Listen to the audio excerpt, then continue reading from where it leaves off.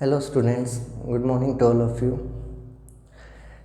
आज हम thermodynamics lecture में वर्क और फर्स्ट लॉ ऑफ थर्मोडायनेमिक्स के बारे में पढ़ेंगे। इससे पहले हम बेसिक टर्म्स पढ़ी हैं दोनों वीडियो लेक्चर्स में। 2 लेक्चर इससे पहले थर्मोडायनेमिक्स के हो चुके। उन दोनों में हमने बेसिक टर्म्स के बारे में पढ़ा, जैसे extensive property, intensive property, reversible system, irreversible system, path function, state functions, system, surrounding, type of systems, है ना। तो इन सब के बाद नंबर जो आता है, इंटरनल एनर्जी भी पढ़ा था लास्ट टाइम, जिसको यू से या ई से रिप्रेजेंट करते हैं। और किसी भी सिस्टम के अंदर जो टोटल एनर्जी स्टोर होती है उसका नाम रखा जाता है जनरली इंटरनल एनर्जी। तो नेक्स्ट टॉपिक है वर्क डन। फिजिक्स में भी बहुत बार पढ़ा होगा वर्क डन के बारे में, ठीक है। तो वर्क डन एक्चुअली में क्या होता है, it is a good quality of heat, it is generally good quality of energy, मतलब परफेक्ट क्वालिटी ऑफ एनर्जी होती है जनरली। देखो, वर्क और हीट इन दोनों की जो यूनिट्स होती हैं वो सेम होती हैं, जूल। वर्क की यूनिट भी जूल होती है और हीट की यूनिट भी जूल होती है, लेकिन वर्क जो होता है वो एक गुड क्वालिटी ऑफ एनर्जी माना जाता है। गुड क्वालिटी ऑफ एनर्जी माना जाता है मीन्स किसी भी सिस्टम को अपनी स्टेट चेंज करने के लिए क्या करना होता है, वर्क डन। या तो हम सिस्टम के ऊपर वर्क डन करेंगे या सिस्टम खुद वर्क करता है। जैसे for example, this is an object और इस ऑब्जेक्ट को किसी भी डिस्टेंस डी एल या डी एस डिस्प्लेस करने के लिए मुझे कुछ ना कुछ फोर्स अप्लाई करना पड़ता है। तो फोर्स अप्लाई किया तब वो ऑब्जेक्ट अपने पोजीशन से दूसरी पोजीशन पे चला गया। This is called mechanical work, है ना। करंट पास हुआ किसी सिस्टम के अंदर से और उस सिस्टम की स्टेट बदल गई। कितना करंट पास हुआ वो उसका कहलाएगा इलेक्ट्रिकल वर्क। करंट की वजह से जो वर्क हुआ उसे क्या बोला जाएगा, इलेक्ट्रिकल वर्क। मशीन से जो वर्क हुआ उसको क्या बोला जाएगा, मैकेनिकल वर्क। तो डिफरेंट टाइप ऑफ वर्क होते हैं यहाँ पे, है ना। हमें जो वर्क डन पढ़ना है, that work done is mechanical work. Mechanical work, हमें जो वर्क पढ़ना है वो जनरली मैकेनिकल वर्क होगा। थर्मोडायनेमिक्स में ये कहता है कि work involving pressure and volume, pressure and volume. जिस वर्क डन के अंदर प्रेशर और वॉल्यूम चेंज इन्वॉल्व होता है उस वर्क डन को जनरली हम कौन सा वर्क डन बोलेंगे, मैकेनिकल वर्क। यानी एक गैसियस सिस्टम होगा वो वर्क करेगा, है ना। मैंने बताया अलग अलग टाइप के वर्क होते हैं। करंट से जो वर्क हुआ वो इलेक्ट्रिकल वर्क, मशीन या फिर गैस से जो वर्क हुआ उसका नाम क्या होगा, मैकेनिकल वर्क, है ना। जो आपका हाइड्रो पावर से जो वर्क होता है उसको बोला जाता है हाइड्रो पावर वर्क। तो जिस भी टाइप का सिस्टम उसको काम करता है उस टाइप का वर्क कंसिडर किया जाता है। तो एक ऐसा वर्क डन जिसके अंदर प्रेशर और वॉल्यूम 2 वेरिएबल्स इन्वॉल्व होते हैं, उस वर्क डन को जनरली कौन सा वर्क डन बोला जाता है, mechanical work. Okay, so work done,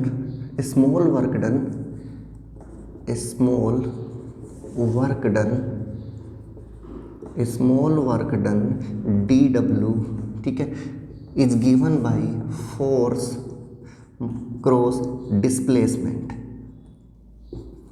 force cross displacement, है ना। फिजिक्स में पढ़ा होगा कि ये हमारा अगर कोई भी सिस्टम है, इसके अंदर गैस भरी हुई है, दिस इज़ द सिस्टम, और इस सिस्टम के अंदर गैस भरी हुई है, इसकी वॉल्यूम V1 है और मुझे इस ऑब्जेक्ट की वॉल्यूम को V1 से V1 प्लस में कितना इंक्रीज करना है, dV।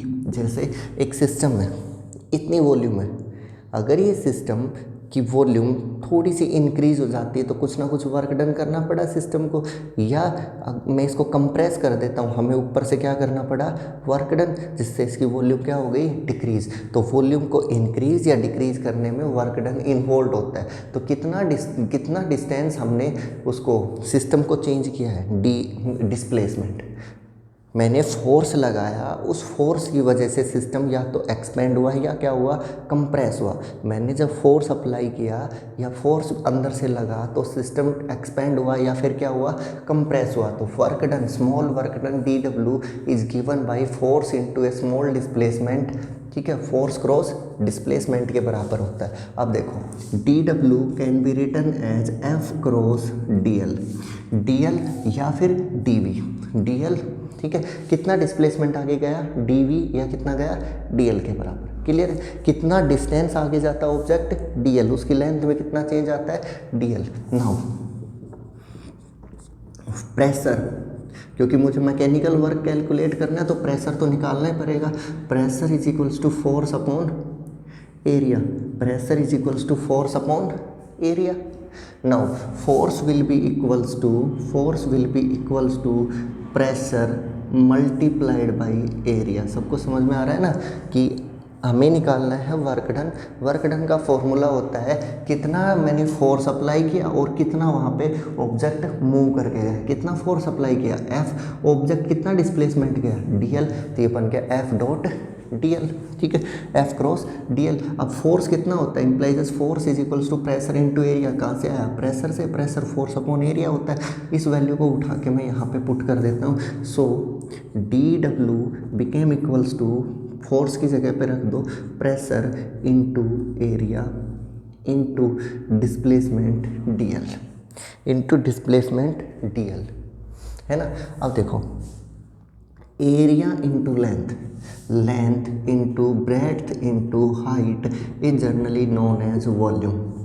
Length into breadth into height of the system is generally known as volume of the system.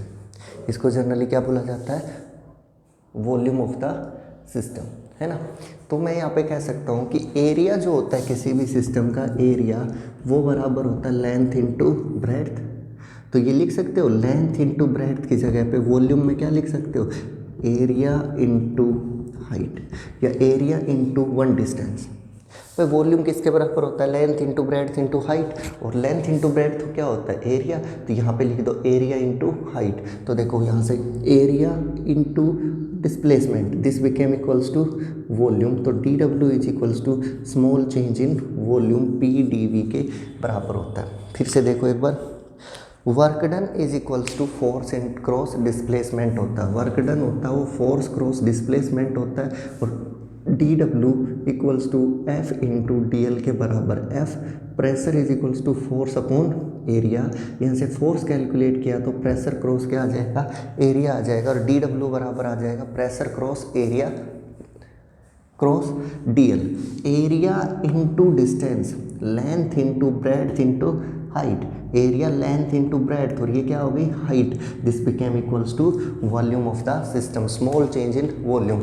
तो यहाँ पे लिख सकते हो small dv volume, small volume, इसको क्या लिख सकते हो, स्मॉल वॉल्यूम चेंज। ये डेरिवेशन सबको समझ में आया कि वर्क, स्मॉल वर्क डन कितना होता है, फोर्स इंटू डिस्प्लेसमेंट। फोर्स की जगह पे लिखना प्रेशर इंटू एरिया, ये बन जाएगा p dv। Now according to, ध्यान देना भाई, according to IUPAC 10th class में पढ़ाया होगा, international union of pure and applied chemistry. Chemistry में जो भी रूल बनते हैं, जो भी रेगुलेशंस होती हैं, या केमिस्ट्री में कोई भी डेफिनेशन डिसाइड होती है, किसी का नाम लिखना होता है, केमिस्ट्री में कोई भी लॉजिकल वर्क होता है, उसको कंट्रोल कौन सी यूनियन करती है, international union of pure and applied chemistry. According to IUPAC एक ऐसी यूनियन जो केमिस्ट्री में होने वाले हर चेंज को, हर रूल को डिसाइड करती है। उसके अकॉर्डिंग आपका जो dw होगा that will be equals to minus p external dv, यानी बाहर से लगने वाला प्रेशर p एक्सटर्नल dv के बराबर होता है। लेकिन साइन किसका रखा जाएगा यहाँ पे, माइनस का।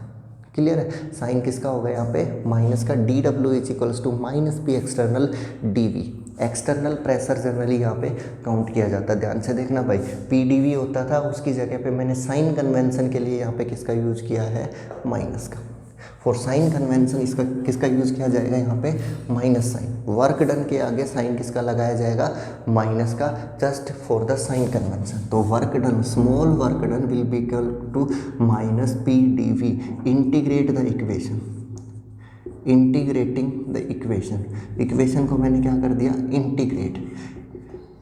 यहाँ इंटीग्रेशन का मीनिंग क्या होता है, देखो आपने थोड़ा सा वर्क डन कैलकुलेट किया, इतनी सी वॉल्यूम चेंज का, यूनिट वॉल्यूम चेंज का क्या कैलकुलेट किया है, वर्क डन। मतलब मुझे थोड़ा सा वर्क डन कैलकुलेट किया, लेकिन मुझे तो कंप्लीट वर्क डन चाहिए, तो सारे वर्क डन को क्या कर दो, ऐड कर दो। इंटीग्रेशन का मीनिंग होता है add, addition. Integration means addition. Integration means क्या होता है, एडिशन। आपको थोड़ा सा वर्क डन मिल गया, आपको कंप्लीट वर्क डन कैलकुलेट करना है, तो जितना भी वर्क डन था सारा क्या कर दो, ऐड कर दो। ऐड करने के बाद डी डब्ल्यू बन जाएगा work done capital minus P volume final V2 और इनिशियल कितनी V1, this became equals to mechanical work. Formula for mechanical work can be written as W is equals to minus P external V2 minus V1, minus P external V2 minus V1, minus P external V2 minus V1 और change in volume, minus P external V2 minus V1 और minus P external DV। This is the work done, mechanical work done. सारे work done को जोड़ दिया, मतलब integrate कर दिया। Integrate करने के बाद माइनस पी एक्सटर्नल DV या P external V2 minus V1, work done is equals to minus P external V2 minus V1 where V2 is the final volume where V1 is equals to initial volume of the system। Gas की initial volume कितनी है, gas system की final volume कितनी है, clear. P external work, external pressure on system के ऊपर external pressure कितना है, तो वर्क डन हो गया। अब ये भी कह सकते हो V2 minus V1 final minus initial है, तो इसको लिख सकते हो P एक्सटर्नल वॉल्यूम में चेंज इन वॉल्यूम भी लिखा जा सकता है। DV का मतलब है V2 माइनस V1, या DV क्या रिप्रेजेंट करता है बेटा, V2 माइनस V1। समझ में आ रहा है ना। वर्क डन किसके बराबर होगा, minus P external V2 minus V1 और minus P external DV means change in volume, final volume minus initial. Let we have two cases, दो केस हमारे पास। पहला expansion of a gas, gas का क्या करना, मुझे एक्सपेंशन करना है, गैस को एक्सपेंड करना है। मीन्स पहले वॉल्यूम इतनी है गैस की, अब वहाँ पे उस गैस को क्या करना है, एक्सपेंड करना है, उसकी वॉल्यूम को क्या करना पड़ेगा, इंक्रीज। ध्यान से देखो भाई, एक्सपेंशन का मीनिंग क्या होता है, this is the gaseous system, this is a gaseous system where volume of the gas is V1 and pressure acting on system is P external। this is the initial condition। और gas finally expand होने के बाद कितनी volume बन जाती है gas की, this became the volume of gas which is equals to V2 और प्रेशर एक्सटर्नल कितना, P एक्सटर्नल, ठीक है। और this is the final situation and this is called expansion. ध्यान से देखो, वॉल्यूम गैस की क्या हो रही है, इंक्रीज। पहले गैस की वॉल्यूम कितनी थी, V1, अब वॉल्यूम कितनी हो गई, V2। गैस क्या हुई है, एक्सपेंड। जब गैस एक्सपेंड हुई तो बाहर से प्रेशर लगाया गया, अंदर से प्रेशर लगाया, सिस्टम ने काम किया। ये तो देखो, ये तो आपका सिस्टम हो गया, this is called system and this is called surrounding. जो भी बचा हुआ पार्ट है सराउंडिंग है। तो बताओ, एक्सपेंशन में अंदर से काम होता है बाहर से, ये वॉल्यूम है गैस की, अंदर से कुछ प्रेशर लगेगा, अंदर से सिस्टम काम करेगा, जिसकी वजह से गैस क्या होगी, एक्सपेंड होगी। फिर से सुनो, ये गैस है, ये वॉल्यूम है, अंदर से गैस ने क्या करना शुरू किया, वर्क डन करना शुरू किया, गैस क्या हो गई, एक्सपेंड होगी। तो ड्यूरिंग एक्सपेंशन जब भी गैस की वॉल्यूम बढ़ती है, मतलब अंदर से सिस्टम वर्क डन करता है। तो यहाँ पे लिखोगे during expansion of a gas, during expansion of a gas system does work, यानी ये वर्क डन बाय सिस्टम होता है, या फिर इसको क्या बोला जाता है, वर्क डन बाय सिस्टम। ध्यान से सुन लो रे, सिस्टम वो होता है जब गैस फिलअप करी गई है और उसके सराउंडिंग में जितना भी पार्ट बच गया सारा सराउंडिंग कहलाता है। तो सिस्टम जब काम करेगा तो सिस्टम एक्सपेंड होना शुरू होगा। अगर मैं सिस्टम के ऊपर वर्क डन करना शुरू कर दूँ, सिस्टम के ऊपर क्या करना शुरू कर दूँ, वर्क डन, तो सिस्टम क्या होता जाएगा, कंप्रेस। अंदर से वर्क डन हो रहा है, दैट मीन सिस्टम क्या हो रहा है, एक्सपेंड। तो during expansion of a gas system does work और work done by the system. अब मुझे ये भी दिख रहा है कि वॉल्यूम में चेंज कितना आया, change in volume, change in volume, volume final कितनी है V2, इनिशियल कितनी है V1, और मुझे पता है फाइनल वॉल्यूम ज़्यादा है, इनिशियल वॉल्यूम कम है, तो दोनों का डिफरेंस भी कैसा आएगा, पॉजिटिव। समझ रहे हो, ये वॉल्यूम अगर 20 ml है तो ये वॉल्यूम कितनी है 5 ml है, तो चेंज कैसा आएगा 20 - 5 = 15 ml, 15 ml का चेंज आया, और चेंज पॉजिटिव है नेगेटिव, पॉजिटिव चेंज कैसा है, पॉजिटिव चेंज आया। So work done W = -P external V2 - V1, ये टर्म आपकी पॉजिटिव, ये टर्म आपकी नेगेटिव, नेगेटिव और पॉजिटिव मल्टीप्लाई होगा, आंसर आएगा negative. So work done by system is always negative, work done by system is negative. सही है, फिर से सुनो भाई एक बार, गैस हो रही है expand, expansion of a gas हो रहा है, दैट्स मीन गैस की पहले वॉल्यूम कितनी है V1 है, बहुत कम वॉल्यूम है 5 ml मान लो, एक्सटर्नल प्रेशर कितना है P एक्सटर्नल, वही गैस अब क्या हो रही है एक्सपेंड, जब गैस एक्सपेंड हुई तो वॉल्यूम कितनी बन गई उसकी V2, गैस की वॉल्यूम कितनी होगी V2, पहले 5 ml थी अब कितनी होगी 20 ml, चेंज निकाल के देखो V2 - V1, 20 - 5 कितना आ गया 15 ml, और 15 ml कैसी वैल्यू है पॉजिटिव, जब ये वैल्यू पीछे वाली पॉजिटिव है, प्रेशर तो होगा ही पॉजिटिव, लेकिन आगे साइन किसका लगा हुआ है नेगेटिव, ओवरऑल आंसर क्या बन जाएगा इसका नेगेटिव। तो work done by a system और work done during expansion of system, work done by system और work done during expansion of a gas always negative, work done by system is always negative in chemistry. Chemistry के case में आप हमेशा क्या मान के चलोगे, work done by system is always negative. Case number 2, during compression of a gas, during compression of a gas क्या होगा, एक गैस को कंप्रेस किया जा रहा है, ये हमारा कोई सिस्टम है, ठीक है, जिसकी वॉल्यूम कितनी है V1, ठीक है, उसके ऊपर एक्सटर्नल प्रेशर कितना है P external, this is the initial condition, और इनिशियल कंडीशन के बाद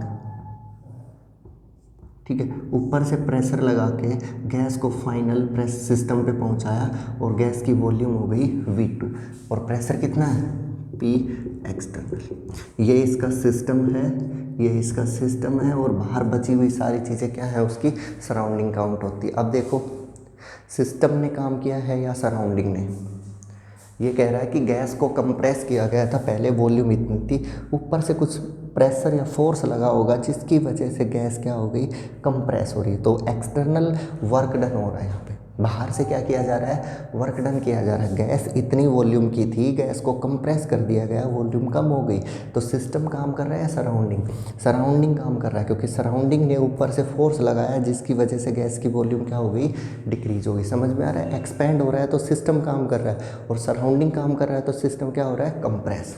यहाँ पे सराउंडिंग ने काम किया जिसकी वजह से ये कंप्रेस हो गया, यहाँ सिस्टम ने काम किया जिसकी वजह से गैस क्या हो गई एक्सपेंड हो गई। तो during compression of a gas, during compression of a gas surround work is done on the system, work is done on the system, work done by system नहीं होता, work is done on the system. यहाँ देखो work done by system है या work done on the system है, clear है, work done on the system, work done by the system, दोनों बातें क्लियर है। Work done by the system is negative which is called expansion, इसको भी देख लेते हैं।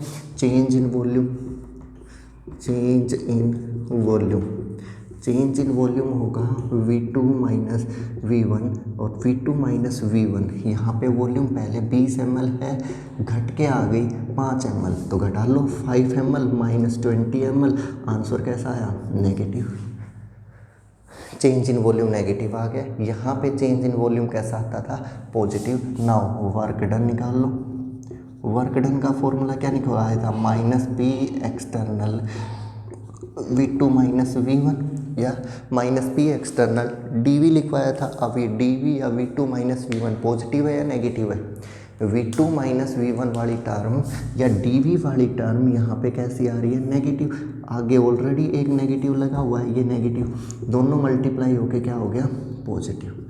तो work done on system, work done on system is always positive.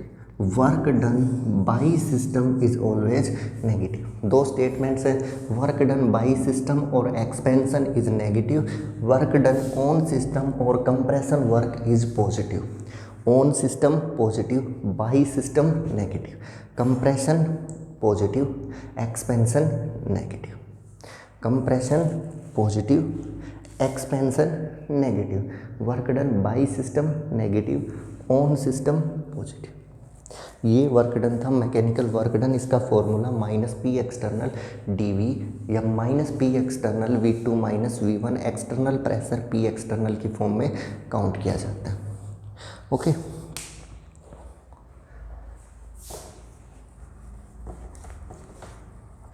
अब देखो एक बार, यहाँ पे कुछ वर्क डन की वैल्यूज़ कैलकुलेट करके देखते हैं, डिफरेंट टाइप के वर्क डन्स की वैल्यू. अभी तक हमने वर्क डन कैलकुलेट किया किस फॉर्म में, -P एक्सटर्नल dV यानी V2 -V1, -P external V2 -V1 -P external dV की फॉर्म में. नाउ नेक्स्ट टॉपिक, इसको वर्क डन को एक बार फिर से करेंगे. पहले फर्स्ट लॉ ऑफ थर्मोडायनामिक्स पढ़ लेते हैं. First law of thermodynamics, first law of thermodynamics. First law of thermodynamics actually में क्या होता है, law of conservation of energy. ये जनरली एक फॉर्म होती है किसकी, law of conservation of energy. Actually में कंजर्वेशन ऑफ एनर्जी नहीं होता, ये law of conservation of energy नहीं है, लेकिन हाँ एक फॉर्म है law of conservation of energy की. उसी के तरीके से मिलता जुलता होता है और स्टेटमेंट बहुत सीधी सी होती है. ये कहता है कि अगर तुम किसी सिस्टम में Q अमाउंट ऑफ हीट देते हो, ऐड करते हो हीट गिवन टू सिस्टम, अगर आप किसी भी सिस्टम को कितनी हीट दे देते हो, Q amount plus Q amount, यानी किसी सिस्टम में कितनी अमाउंट हीट ऐड करते हो Q अमाउंट, देन ये हीट दो काम आती है. जैसे किसी ने आपको खाना दिया, तो बॉडी के अंदर अगर हम खाना खाते हैं तो दो जगह जाता है. कहाँ, एक तो बॉडी काम करती है, उसकी वजह से हम काम करते हैं. दूसरा, वो बॉडी में कुछ ना कुछ अमाउंट स्टोर ज़रूर हो जाती है. जैसे फैट की फॉर्म में स्टोर हो गया बॉडी में, लिपिड की फॉर्म में स्टोर हो गया. ऐसा ही होता है ना, जो ज़रूरत पड़ने पे जब हमें खाना नहीं मिलेगा हम उसका यूटिलाइजेशन शुरू कर देते हैं. हम खाना खाते हैं, उसके बदले में हम काम करते हैं, और कुछ फूड एनर्जी की फॉर्म में बॉडी में क्या हो जाता है, स्टोर हो जाता है. ऐसे ही अगर तुम किसी सिस्टम को Q अमाउंट हीट दोगे तो सिस्टम के अंदर दो प्रोसीजर में यूज होती है. एक तो सिस्टम वर्क डन करता है, W कहाँ चला जाता है, work done by system, work done by system है ना. एक तो क्या हो जाता है, वर्क डन बाई सिस्टम, और मुझे पता है वर्क डन बाई सिस्टम का साइन कैसा होगा, नेगेटिव होगा. ये जरूर याद रखना. मैंने किसी सिस्टम को Q अमाउंट हीट दी है, वहाँ पे किसी सिस्टम में ऐड हुई है हीट, क्या हुई है, ऐड हुई है, और ऐड होने का सिंबल क्या होगा, प्लस. सो मैंने यहाँ पे क्या लिखा, Q प्लस. तो वो दो जगह चली जाएगी. कहाँ कहाँ जाएगी, work done by system, system काम करना शुरू कर देगा अगर उसको हीट मिली तो, और थोड़ी बहुत हीट को बचा के रखता है. जो फालतू हीट बच गई वो कहाँ चली जाती है, change in internal energy of system. It will change the internal energy of the system. This is the simple definition. If a Q amount of heat is given to the system or added to the system, it will goes in two parts. First, work done by system, and second will change the internal energy of the system. मतलब internal energy की form में store हो गई. किसी system को तुमने Q amount heat दी, वो जाके दो पार्ट में टूट गई. एक तो सिस्टम ने काम किया, बदले में थोड़ी सी हीट सिस्टम के अंदर क्या हो गई, स्टोर हो गई. ठीक है. If Q amount of heat is given to system, then it will distribute in two parts. कौन कौन से पार्ट्स में, work done by system and internal energy of the system. Q plus Q amount was the heat given to the system. It will divide it into two parts, minus W work done by system plus internal energy of the system. This is the definition of first law of thermodynamics. First law of thermodynamics बोलता है अगर किसी system को तुमने Q amount heat दी है तो वो heat दो जगह पे यूटिलाइज होती है, work done by system and change in the internal energy of the system. So work, यहाँ से मैं इंटरनल एनर्जी को कैलकुलेट करूँ तो D U is equals to Q plus में डी डब्ल्यू, और D U is equals to D Q plus में D W. This became the definition of first law of thermodynamics. This became the definition of first law of thermodynamics. U is equals to Q plus W. U is equals to Q plus W इसकी form हो जाएगी. देखो इसको ऊपर. Okay, तो आगे देखो. अब इसको definition of first law of thermodynamics हो गई, फॉर्मूला मिल गया फर्स्ट लॉ ऑफ थर्मोडाइनमिक्स का, D U is equals to D Q plus D W. तो मैं इसको ऐसे भी लिख सकता हूँ फर्स्ट लॉ ऑफ थर्मोडाइनमिक्स के अकॉर्डिंग कि डेल्टा यू या D U change in internal energy, D U is equals to D Q plus D W. Small change in internal energy equals to small change in heat plus small change in work done. But मुझे पता है D W या W is equals to minus P external D V के बराबर होता है. कितना होता है? Work done minus P external D V के बराबर होता है. ये तो पता होगा ना, अभी अभी करवाया था मैकेनिकल वर्क डन किसके बराबर होता है? Minus P external D V के. U is equals to Q plus W, D U is equals to D Q plus D W. By D का मीन्स क्या होता है? D difference, difference means change. इस बात में कंफ्यूज नहीं हो ना, बार बार मैं कभी डी लगा रहा हूँ कभी सिंपल लिख रहा हूँ. डी का मीन्स होता है डिफरेंस, डिफरेंस मीन्स चेंज लिख रहा हूँ यहाँ पे. तो चेंज इन इंटरनल एनर्जी बराबर change in heat and into the change in work done. तो ये कह रहा है कि डी डब्ल्यू किसके बराबर होता है? Minus P external D V के. So D U is equals to क्या हो गया आपका? D Q minus P external D V के बराबर होगा. Equation number 1. Equation number 1. और हमें पता है इस दुनिया में सारे फंक्शन स्टेट फंक्शन है. याद करो उस डेफिनेशन को, all functions are state function except work except heat. Heat and work are two functions which are not the state function, they are path function.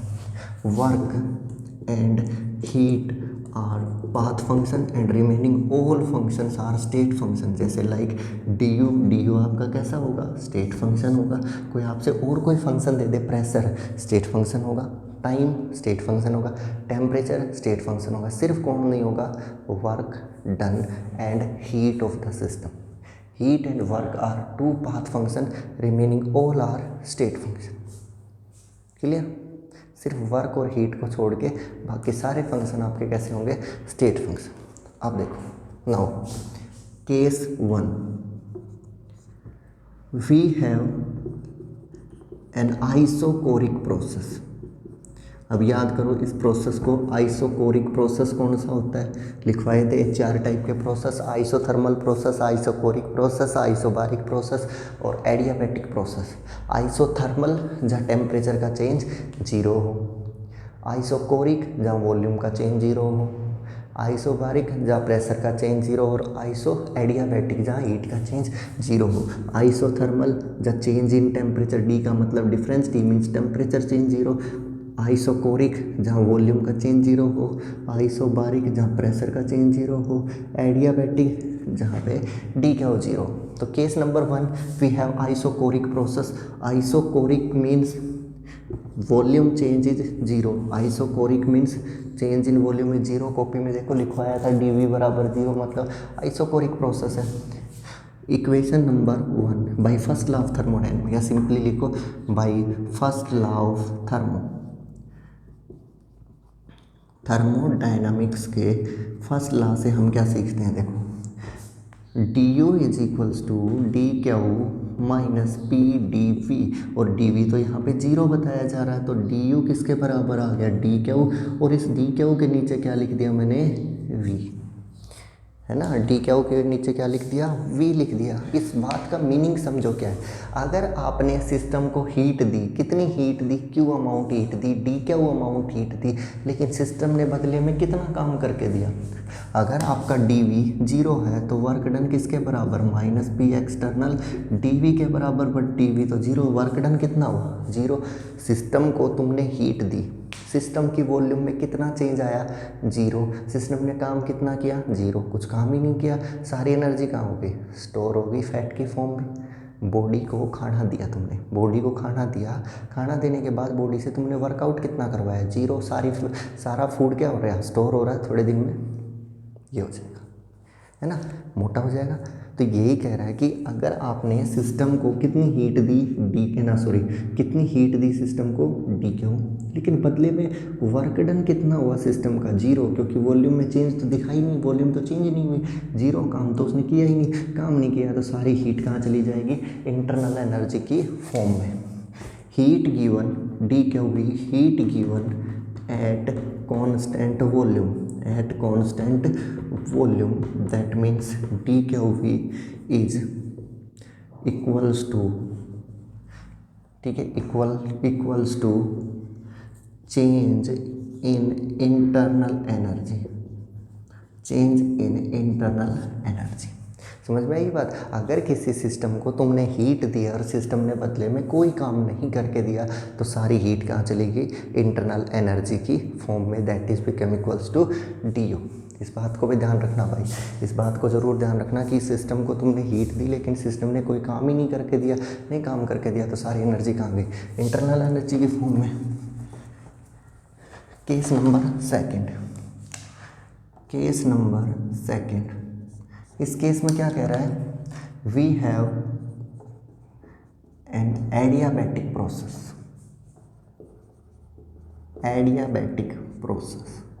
Late we have an adiabatic process. क्या होता है adiabatic process में, adiabatic process जैसे isothermal temperature का change 0, isochoric बोलो भाई DV 0, isobaric pressure change 0, adiabatic heat change 0। तो that's mean adiabatic process, ना हीट दी गई सिस्टम को ना हीट ली गई सिस्टम से। पिछली बार वाला केस था तुमने हीट दी, काम नहीं मिला, हीट कहाँ चली गई, इंटरनल एनर्जी की फॉर्म में स्टोर हो गई। अब दूसरा केस, हीट दे ही नहीं रही, खाना दिया ही नहीं कई दिन तक, तो काम करेगा तो कहाँ से करेगा, अपनी खुद की अंदर की एनर्जी से। वही ये कह रहा है, if DQ is equals to 0 by first law of thermodynamics, क्या होगा यहाँ पे, DU is equals to DQ plus DW के बराबर। बट DQ तो कितना बताया जा रहा है, 0, तो DU किसके बराबर आ गया, DW के। DU किसके बराबर आ गया, DW के। एक तो ये सिस्टम देखो, एक ये देखो, ये कह रहा है कि अगर तुमने सिस्टम को हीट नहीं दी तो वो काम करेगा, वो किसके बराबर होगा, इंटरनल एनर्जी का। When no heat is given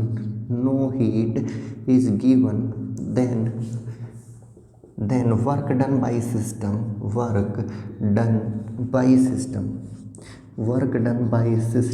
that is DW is equals to internal energy। मतलब जो काम किया वो किसके बेस पे किया, इंटरनल एनर्जी के बेस पे किया।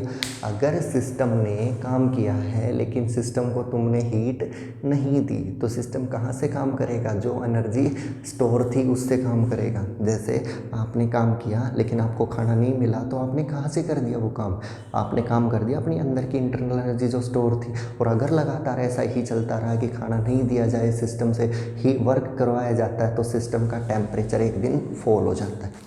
So there may be decrease in temperature।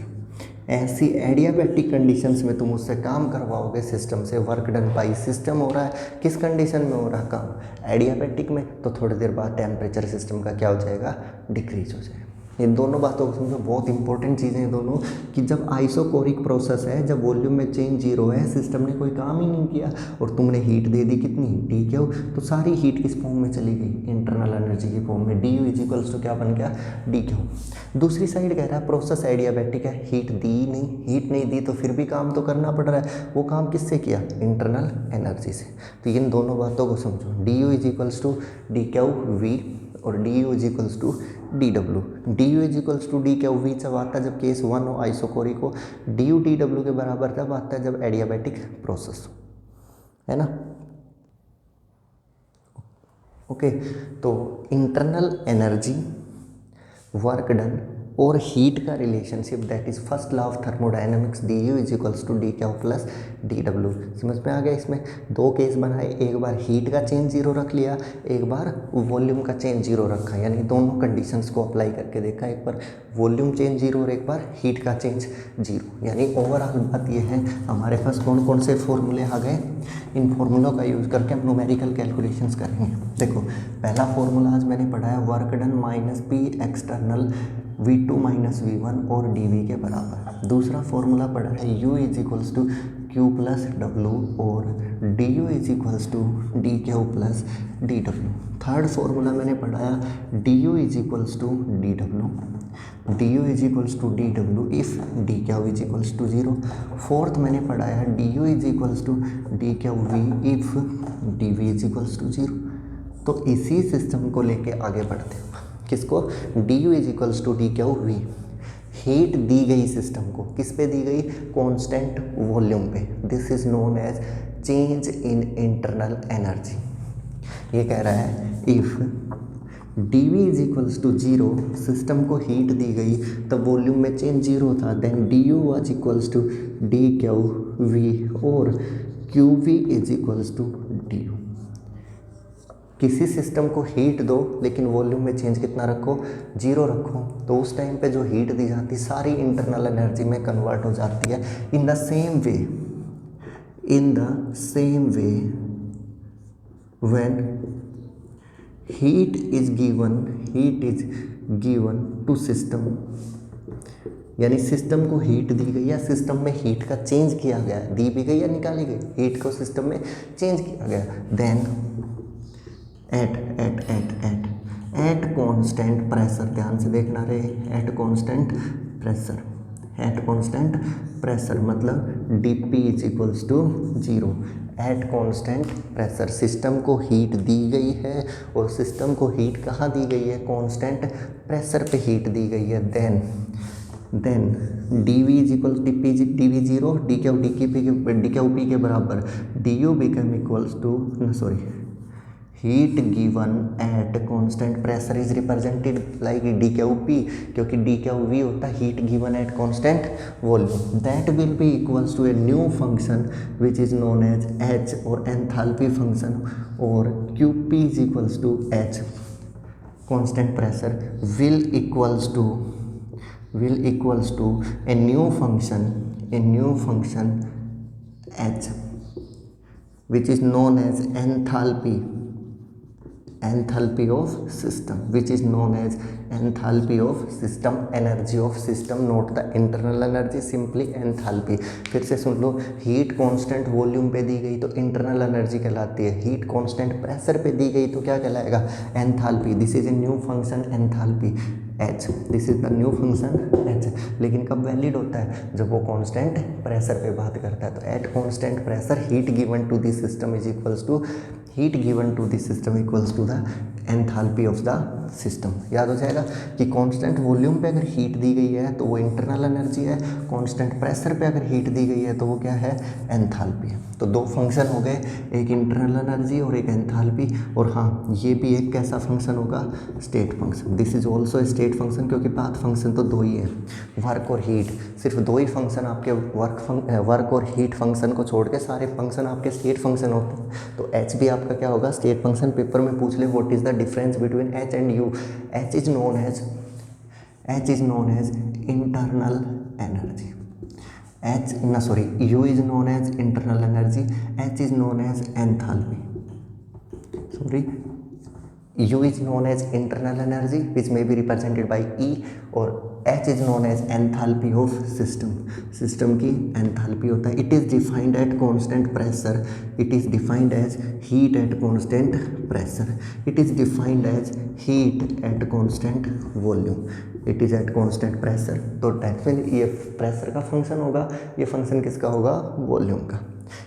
एक को कांस्टेंट वॉल्यूम पे डिफाइन किया जाता है, एक को कांस्टेंट प्रेशर पे, दोनों अलग अलग जगह पे क्या करे जाते हैं? डिफाइन किए जाते हैं। तो आज हमने सिर्फ यही फॉर्मूले पढ़े और इसके बाद फिफ्थ फॉर्मूला और ऐड किया, DH is equals to DQP if pressure change is 0। ठीक है। तो आज आपको पढ़ना है work done, first law of thermodynamics और उसके कॉन्सिक्वेंसेस। अगले वीडियो लेक्चर में हम न्यूमेरिकल सोल्व करेंगे इसके रिलेटेड, ठीक है। और क्यूपी क्यूसी का ना, क्यूपी और क्यूवी का relation, QP is equals to D H, QV is equals to D U. Heat constant volume पे दी गई तो इंटरनल एनर्जी बन जाएगी, हीट कांस्टेंट प्रेशर पे दी गई तो एंथैल्पी ऑफ द सिस्टम बन जाएगी। ओके, तो आज आपको यही स्टडी करना है। Thank you, that's all for today.